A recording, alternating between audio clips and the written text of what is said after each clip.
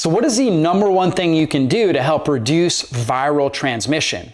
Well, we've been told it's things like wearing a mask, washing your hands, staying 6 feet apart. However, a new study actually reveals that it may have to do with your weight, your nutrition, and your exercise. And this is really something that I've been talking about for a long time.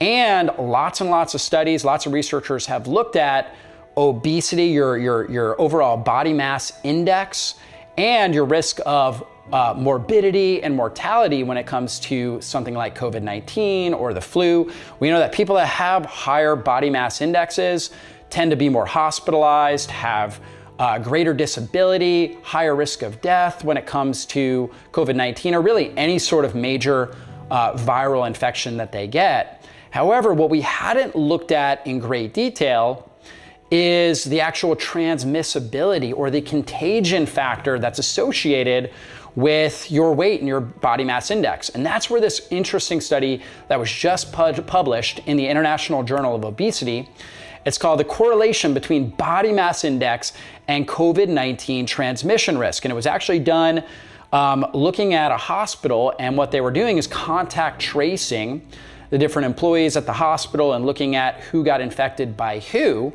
And what they found was that there was an 11-time greater risk of getting infected or passing COVID-19, transmitting COVID-19, if you had a high body mass index, basically if you're overweight or obese. And the higher your body mass index, the higher the risk of transmissibility. So what does that mean? That means if you were overweight, you actually are a much greater risk of infecting somebody that you know and that you care about. Why are we not hearing about this in the news? And I'm not trying to fat shame anybody. Obviously, there's a lot of different reasons why somebody may be overweight, may be obese. Some of those factors can be related to genetics, but obviously there's a lot of factors that are related to lifestyle.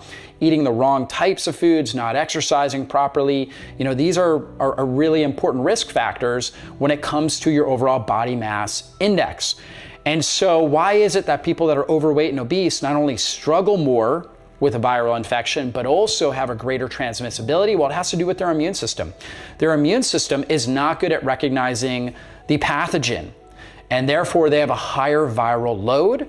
And so they may walk around and feel good or feel okay and may not really have any major symptoms, but they have a higher viral load and they're passing that along to the people that they are around. Whereas leaner people have a healthier immune system. And because they have a healthier immune system, when they are really dealing with infection, they get more symptoms, and those symptoms tell them, okay, stay away from people, you know, go ahead and isolate yourself, right? And take care of yourself.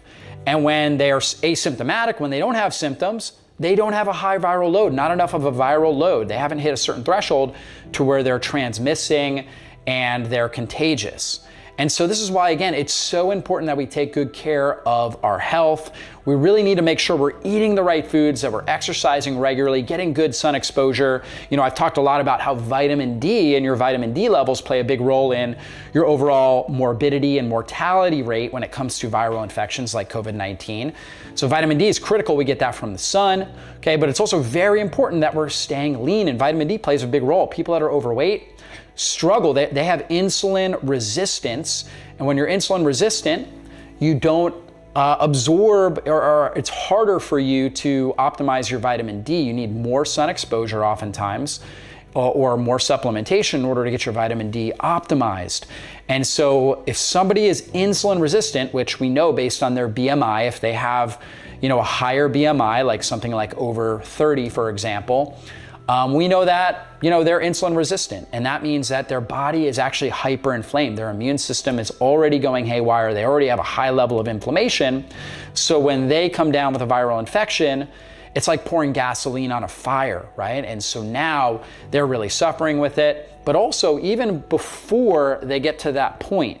So pre-symptoms, they're expressing more of this viral load and there's greater transmissibility.